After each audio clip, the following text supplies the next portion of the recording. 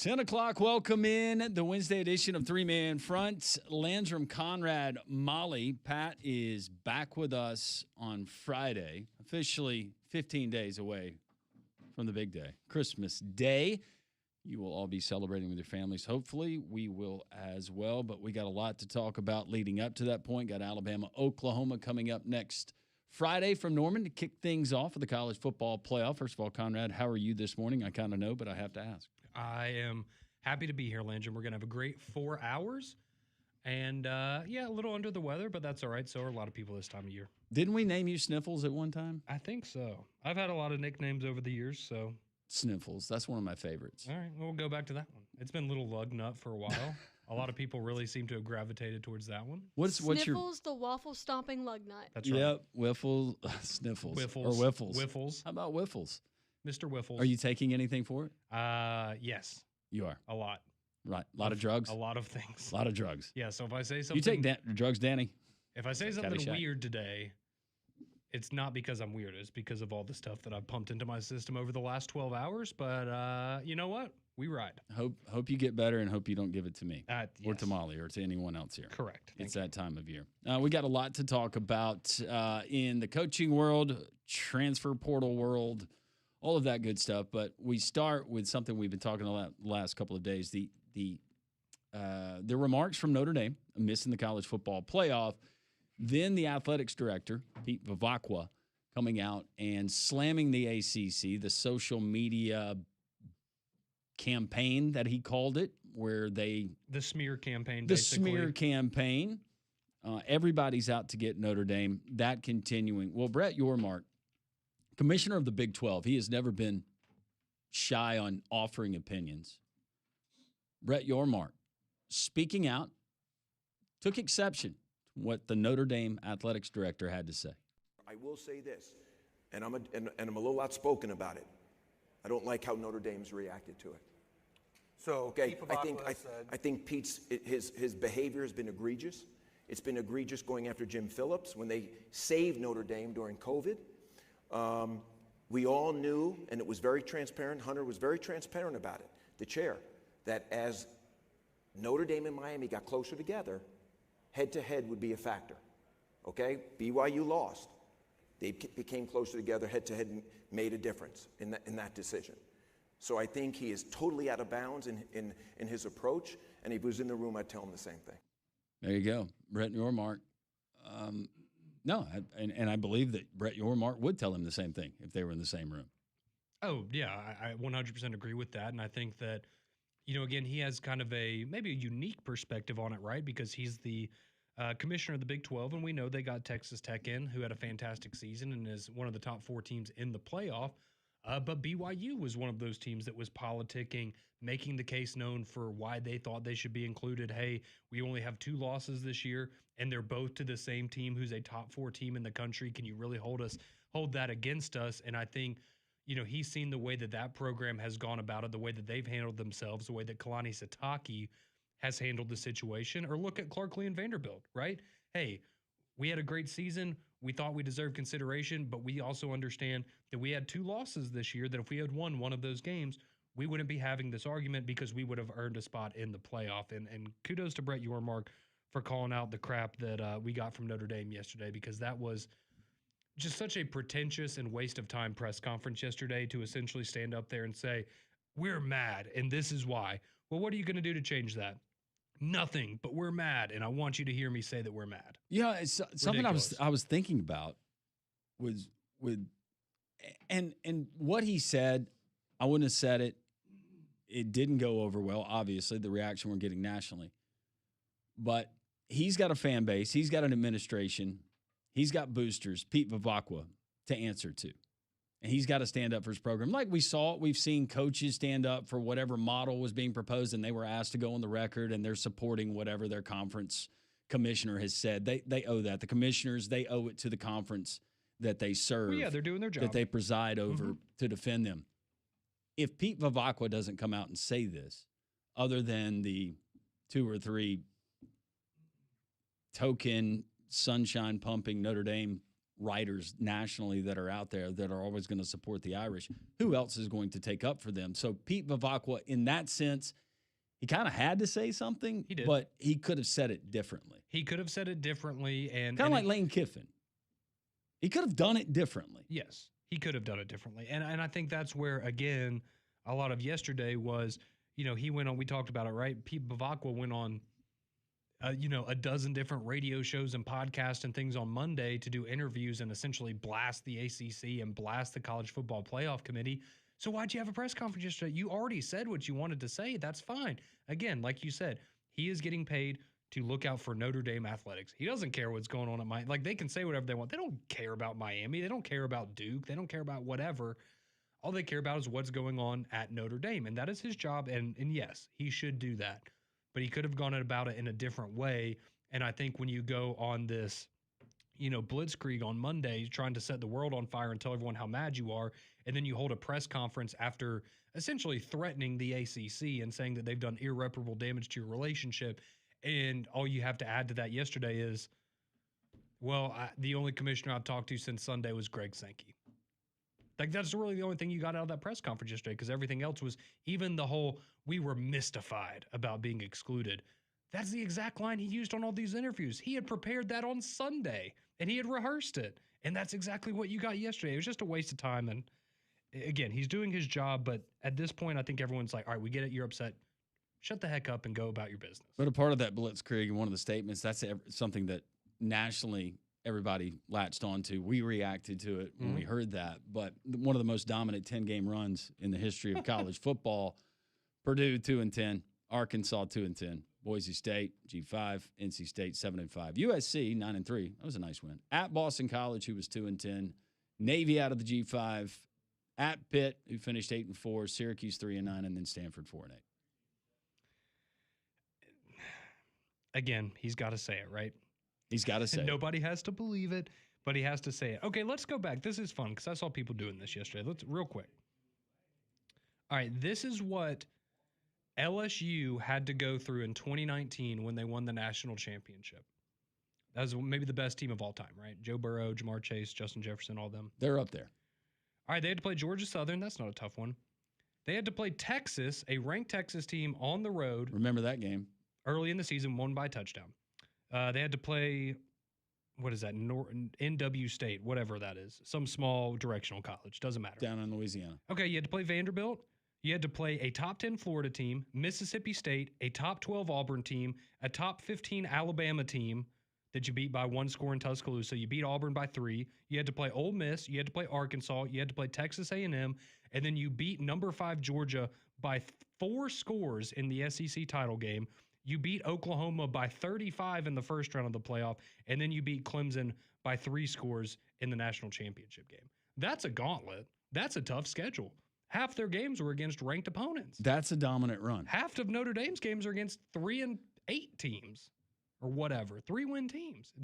I think Pete was probably referencing the modern 12-team playoff era, Conrad. He wanted just to take the 2-year sample size and say that he just forgot to add that. Well, he was 10-game run. No, I know exactly what he was doing. He was going, look how many teams we beat by 40 points. He's looking at the margin of victory, not who they played to earn that. And to be fair, some years that looks a little bit better on the surface if you're just looking at name at team. But and again, all of this stuff, what I think a lot of us are frustrated by is that we all think Notre Dame's good. Nobody here is trying to say that Notre Dame's not a good team or they shouldn't have been in consideration, or if they made it, that they wouldn't have had a chance to win multiple games. I think Notre Dame's really good. I think they could advance to a semifinal or maybe even a national championship like last year, but you didn't. And so when you don't join a conference and you want to complain about how difficult your schedule was, and that's what you regurgitate to people, you deserve to be made fun of. Well, meanwhile, he's got other things to worry about because Marcus Freeman, his head coach, is being flirted with by NFL suitors. Mm-hmm. And now he is the odds-on favorite to become the New York Football Giants head football coach, which I could see a guy like Marcus Freeman making that move. Absolutely. Would that not be the funniest end to all of this? Again, it's like Tony Vitello. It's like any of these guys. You leave the college game considered one of the elite coaches, and Marcus Freeman is, and he's well-liked. Why not make the jump? See it. See if you can do it. There's been a lot of coaches that have tried. There's been a lot of coaches that have failed, but at least you'll know. And you're a young guy. I was about to say, look at Lane Kiffin, right? He was the youngest coach in NFL history. He's done a pretty good job of that not working out, coming back to college, building himself back into a new man. Now he's head coach at LSU, right? So even if you're Marcus Freeman and this doesn't work out. And this is different than Cliff Kingsbury. Yes. Going to the NFL. This is different. Marcus Freeman, he's played for a championship. Yeah, and if you got fired in 3 years in the NFL, you know how many teams would be signing up to hire you in college to come back and Matt Rule, like Matt Patricia. You would have a lot of options. You would have a lot of opportunities. I think that would be great if you're the Giants and Marcus Freeman said yes, but wouldn't it just be so funny to seriously? You go through this whole process and then it's maybe you didn't play in the bowl game because you weren't going to a head coach maybe or. Whatever the reason may be, but hey, good for Marcus Freeman. If he gets the opportunity, then hey, Tommy Reese, get ready. Yeah. Get ready, Tommy. Or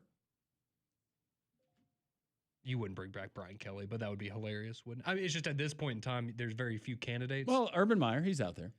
Urban Meyer's out there. That was a name that had been linked to that job several times in the past. Seems to have had an interest in that one. I do think Tommy Reese would probably be your top candidate, though. Just racking my brain right now. Who else? I mean, you would have to go. I mean, maybe Dayball is a candidate for that job. You know who I think would have been great for that job is Matt Campbell. Matt Campbell would be good for that job. You're right, but he's at Penn State now, having a great time. Yeah, I never thought he'd leave Ames. To be honest, I didn't either. No, I didn't either. Yeah. So Marcus Freeman, his name being bantered about among the NFL folks, and really interesting to see what happens there. We got a loaded up show. We got Brian Edwards, our Vegas insider, coming up at 10:45. Where's the sharp money going for the college football playoff, the NFL? Chris Stewart, voice of the Tide, presented by Craneworks at 11. Trey Wallace, our buddy with Fox and Outkick. No, he was in Atlanta this weekend. Trey will have some interesting thoughts, not only on everything that's happened, but some of the coaching moves, coaching hires in the SEC and moving forward. And then Mike Griffith, our buddy who was scheduled, and he usually joins us on Tuesdays, had a schedule conflict this week. Mike's going to join us at 1. We'll talk Alabama, Georgia, and moving forward, what we're going to get in the first round games and all of that and more. Your phone call is always welcome, 800-239-WJOX, 205-834-9450 on the text line as we continue the Wednesday edition of Three Man Front on Jocks.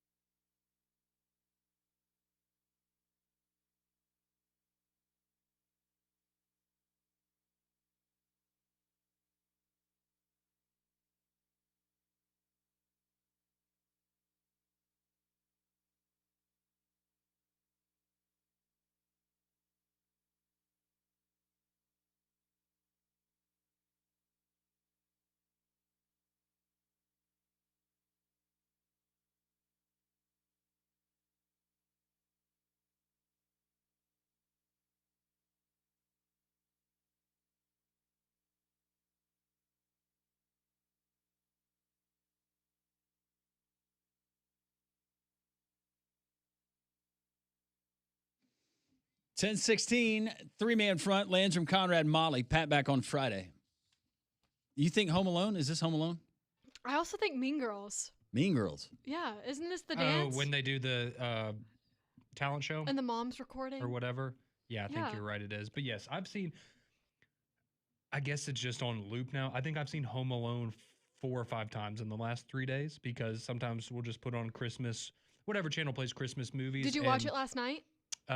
No, last night we watched Christmas Vacation and Elf. See, Home Alone 1 and 2 were on last night. Oh, were they? I watched both of I was them. about to say, they've been on heavily, and I've seen them a lot. I've started watching the Christmas movies. I started last week, but I wanted to kind of build up to Christmas Vacation. Mm-hmm. That's my really close to Christmas time, and then do it. I watched that one multiple times. So I'll start off with like the lighter. Yeah. I'll go Christmas with the Cranks kind of early. I like that one. I was about to say, we watched 4 Christmases the other night. See, I That's was going to always a great say one. 4 Christmases is one of my favorites. Christmas Story, A Christmas Story, Christmas, the second one. Yeah. Watch that one. Won't watch Christmas Story until the night before. Do y'all like the Santa Claus movies with Tim Allen? I like them. I'm a big fan of those movies, but Paige hates them. Really? See, they're not my favorite. She hates Tim Allen. I don't know why. She does not like Tim I Allen. like them. You don't like 10? She does not like Tim I Allen. just prefer A Christmas Vacation, A Home Alone, Yeah. Elf. But I still like those movies. I was though. about to say, I'm just a fan of those, but I don't hear people bring them up a lot. But I like those, but my wife does not. But she likes Tori. Like, she can deal with the voice. She just doesn't like his face, I guess. With Tim Allen, I don't You know, Polar Express is a movie. Is it one? I did not watch that ever until 3 years ago. It was the first time I Really? ever watched it. It's a good movie, but the animation kind of weirds me out. It sometimes. weirds Some of me out. some of Yeah, the the kids look in weird. their facial features, Yeah. and then Yeah. especially the nerdy kid when he talks. The funniest thing that I didn't realize until I guess a couple years ago, I realized it. You know well, not the conductor, I guess, but the guy on the train that like checks the tickets or whatever. It's always checking on the kids. Tickets? It's Borat. It's Sacha Baron Cohen. Like the guy that plays Borat is in the Polar Express. That's him. That's him. Yeah, pretty funny, huh? I did not know that. I know. You would never put it together. Very No. nice. Yeah, exactly. I'll never look at it the Borat same. and the Polar Express. Look at that. Yeah. We got a lot of Christmas discussion we'll get into. But our Twitter poll question of the day at the number 3 man front, Molly, it centers around Alabama, Oklahoma part 2. Yes, it does. What is the most likely outcome for Alabama's playoff run? Is it one and done? Is it beat OU, then lose to Indiana, advance to the semifinals, or win the whole dang thing? And right now we have a tie for first place. So both one and done and beat OU but lose to Indiana are tied at 36%. Advance to the semifinals is at 19%, and only 9% saying Alabama will win the national championship. How did you vote, Conrad? I went the optimistic route, which was beat Oklahoma, lose to Indiana. Okay. Because I think they have and I said it this morning on Morning Jogs, and people can get mad if they want. I do not think Alabama is good enough to win a national championship. I think it'd be really tough to see them getting past Indiana, because we had some people this morning, Vanderbilt could beat Indiana. And they could, but I think, again, I get it. It's hard to understand. Indiana's very, very good. I think that'd be a really tough matchup for Alabama. But I think best case scenario for them is one win. But that one win, I think, would do a lot for the fan base and make you feel good going into next year. Certainly a lot better than if you lose back-to-back games to end your season. It's not competitive. I did see where Oklahoma's shutting all kinds of things down. No classes. I They saw canceled that. classes for next Friday. Who's going to class a week Nobody's before going Christmas? I was about to say, Exactly. isn't that Exactly, final Conrad. season? Even you were on academic scholarship, That's right. and you're still not going to class that day, right? No. We also did, I will say, there were a lot of Fridays that we got off at Alabama for games and stuff. Really? Yeah, they would be teachers were very nice about, all right, we get it. You care. You're here for not this. I told probably." you when I knew that I was in the wrong geology class that prior to that it was called Rocks for Jocks, Yeah. and then they got this new guy in that loved rocks, like Oh, loved the professor, like he was actually fairly good. Oh, about- and he hated football, hated it. Had a Thursday game. He scheduled a Friday test, and somebody reminded him, "Hey, so and so, we we have a game." He said, "Yeah, I know." I would say probably Don't care. half of my professors on in the fall semesters, like let's say you had an exam one week, right? And it was the game day week. There would be a bonus question on every quiz. Who does Alabama play in football this week? And you'd get like a free letter grade on your. I'm just saying, like they really helped you out. I don't know what the tailgating setup is. When is it like? And I know a lot of campuses. Part of it's for safety. Part of it's just expansion, and there's not these open fields.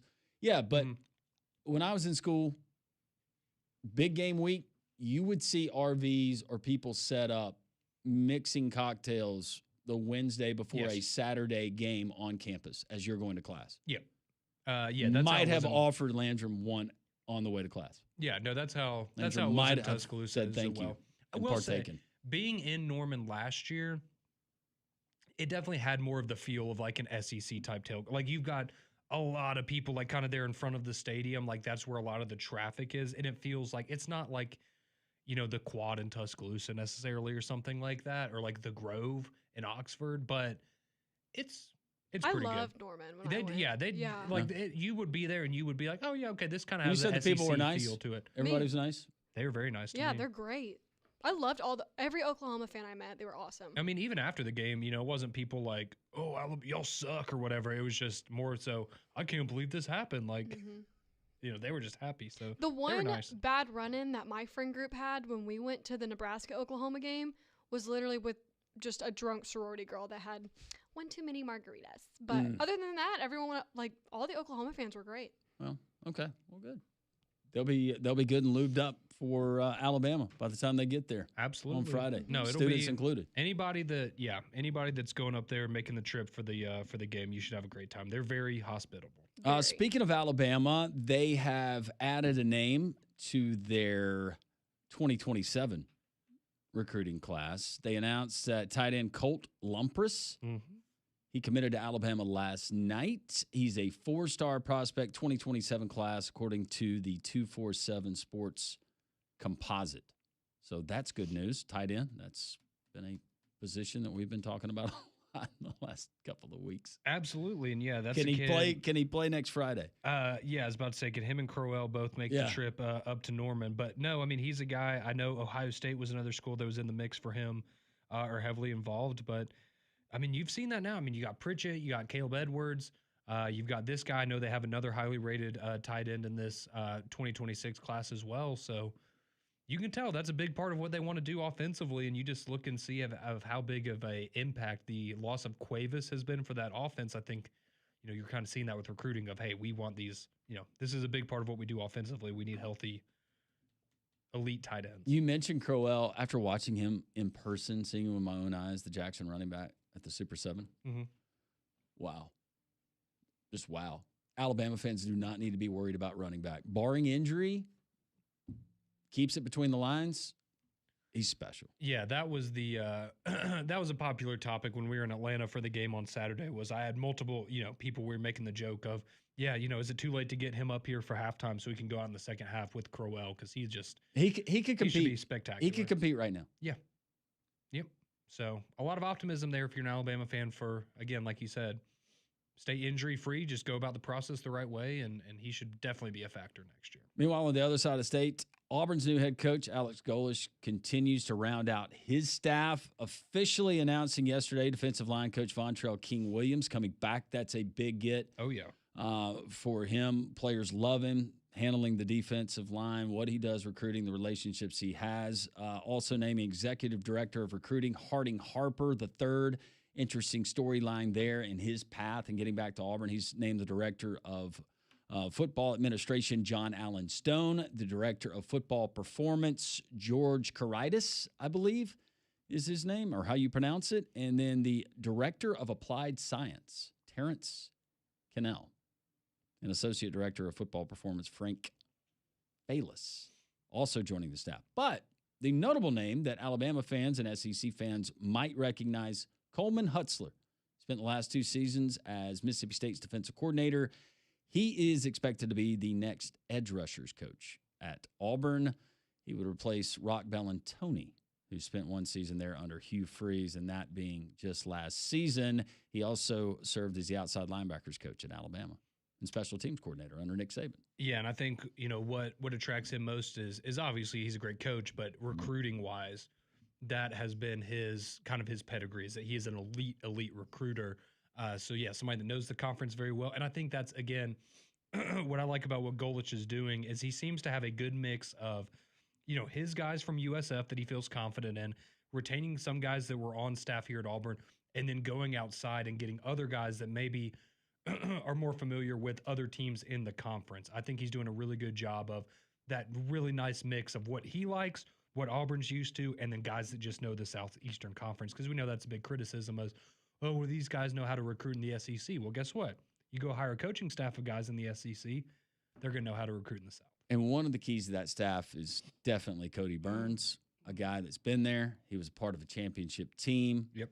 Was a highly touted 5-star quarterback out of high school, had to switch positions, but a guy that I think a lot of those guys gravitate to, those young folks. And he can help out with his colleagues there on the staff and kind of knowing the ins and the outs. So, so far, so good for Alex Golish and that staff. The coaches have voted. What does the SEC, the all-SEC team look like? You might be surprised at representation from certain teams. Who's listed, who's not? We'll get into that. Your phone calls are welcome, 800-239-WJOX, 205-834-9450 on the text line. Wednesday's three-man front rolls on.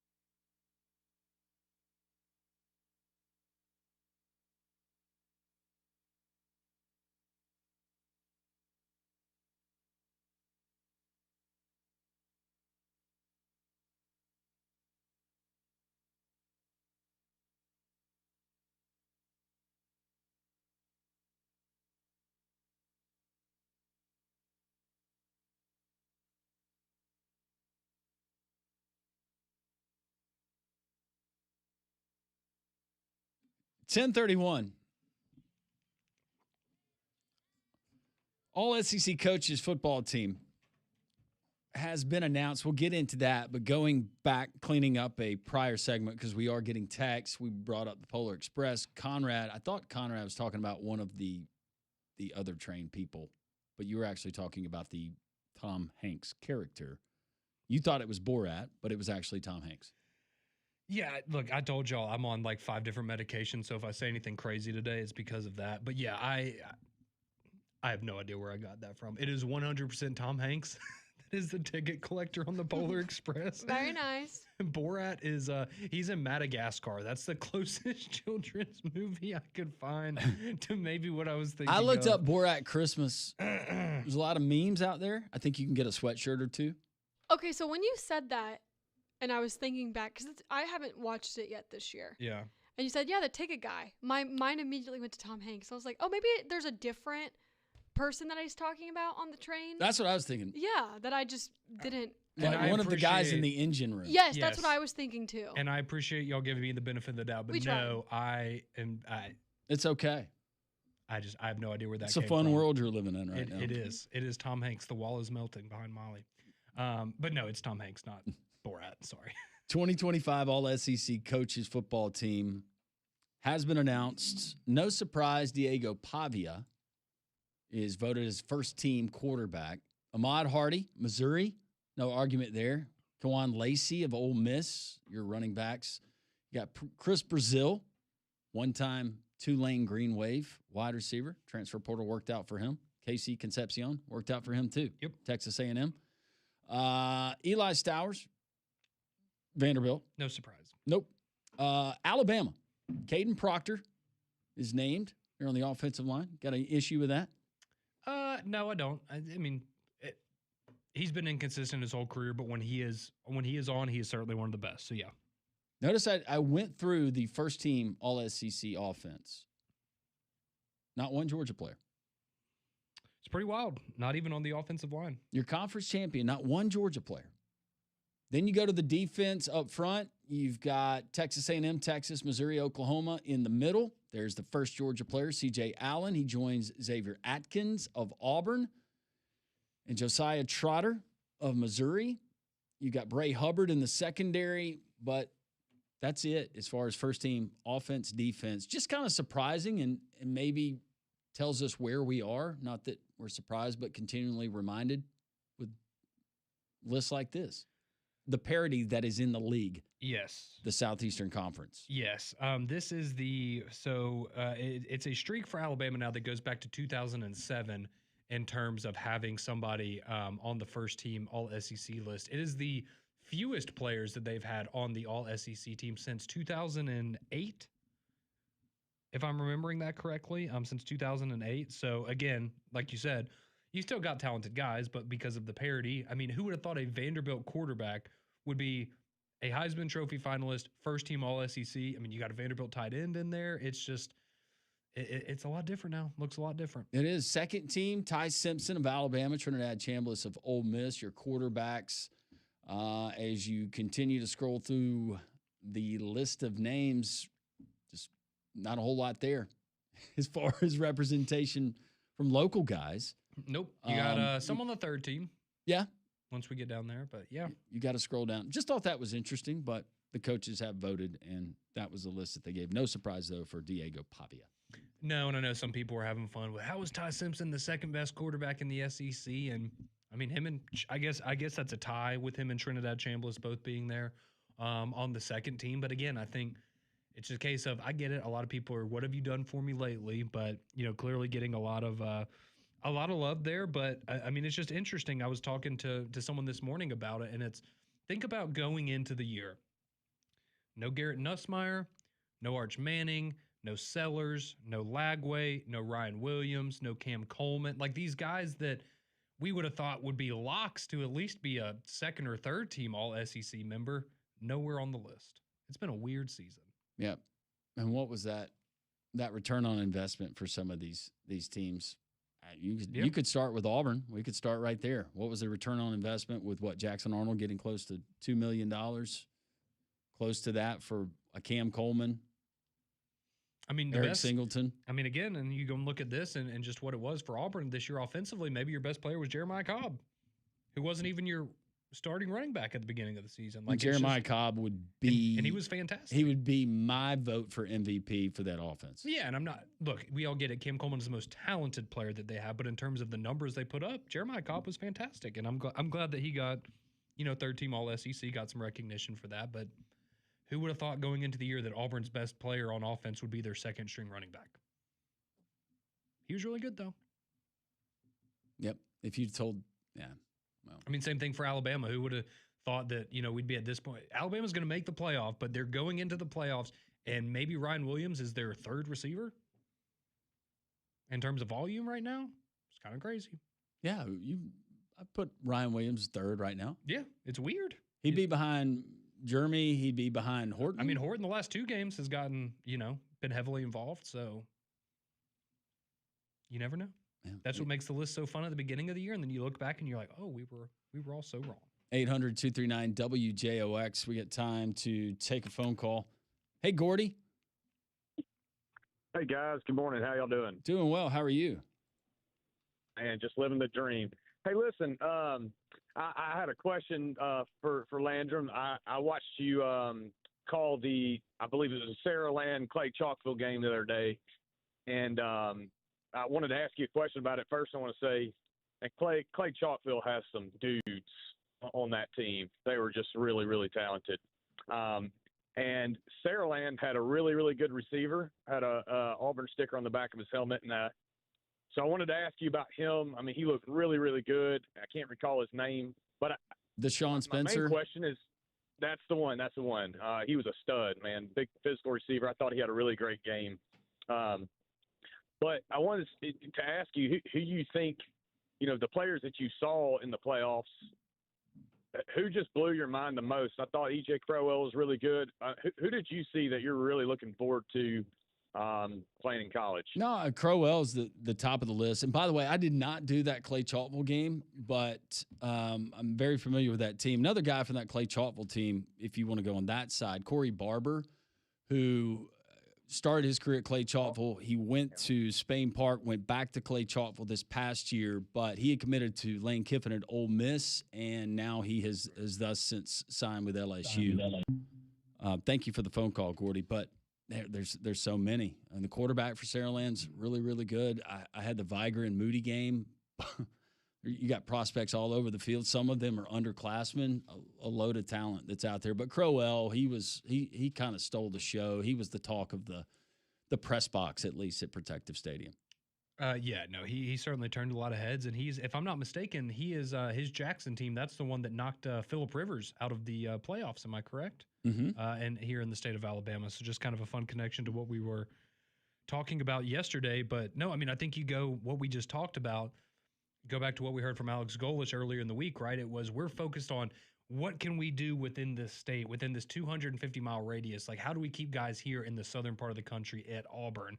And you just look around the state, there's so much talent here in the state of Alabama that there's a lot of opportunities to get a lot of really, really talented kids from all levels of classification. Yeah. And I should mention, I also had the 2A championship and Rush Probst coming back and coaching Coosa Christian against a very good Lynette team.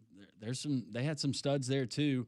And some of those guys, they fall under the radar. The problem that we have now with NIL and the transfer portal is some of those guys, they get overlooked. They're not getting the opportunities because of the way that a lot of programs are stacking their rosters year in, year out. And it's a good mix.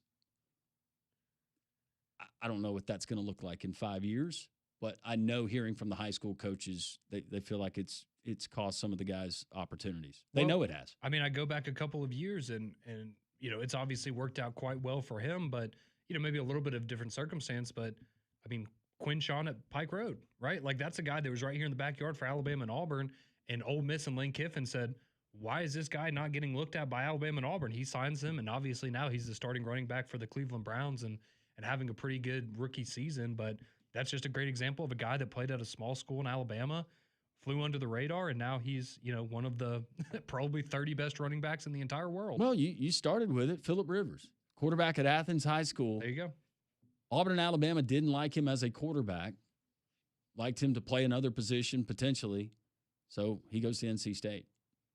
And now he very well may find himself in the Hall of Fame when his career is over again. Whenever that is. Whenever that Officially, he is signed with the Colts practice squad. Now, as far as the Hall of Fame requirements, it is if you sign and you're on an active roster or you take a snap, I guess if you take a snap, you got to be on an active roster. That resets your clock, your 5-year clock. Yes. And again, I saw yesterday where it had come out that, So apparently this is really cool. So the offense that Philip Rivers runs at the high school down in Fairhope, he runs the exact same offense that the Colts run. And he's talked to their coaching staff all throughout the season about, how they're implementing it in high school, what he sees on film from the Colts, how he implements that with his team and vice versa. So I think that's why this move was made, because he's literally been coaching the exact same offense for this entire season, and now he can just go and run it himself. He already knows it. That's pretty cool. That's awesome. Philip Rivers is going to be an NFL coach, maybe? Maybe so. Maybe so. He's got it pretty good at St. Michael's. Yes, he does. He does. So, but yeah, I saw a video of him and John Gruden yesterday hanging out in Fairhope, and him talking about, how cool it's going to be, like we said yesterday, that he'll have his son throw a touchdown to his grandson because they're going to be about the same age or within a year of each other. Yep. Your grandson catches a pass from your youngest son. Yeah, right? Yes. I think he said they're only like a couple months apart. Yeah, I think he said like his youngest child is 9 months older than his first grandchild. Yes, yeah. So they're basically the same age. And then the surgeon says, I can't operate on this boy. It's my son. Everyone loves that trick question. Yeah, figure that one out. All right. Our buddy, Ryan Edwards, Vegas Insider. Where's the sharp money going? We're going to find out next on 3 Man Front.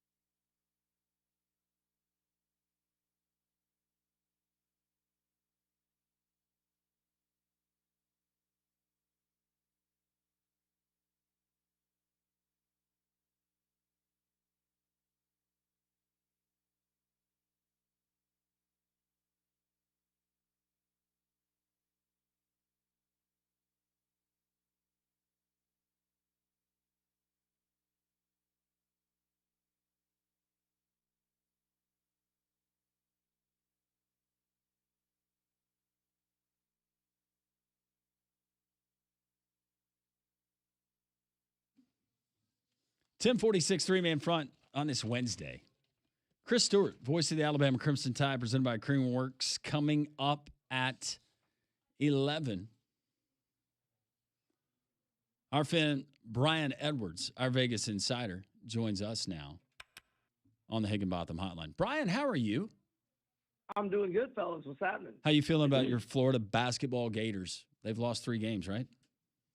Four. Oh, that's but all right. Close ones.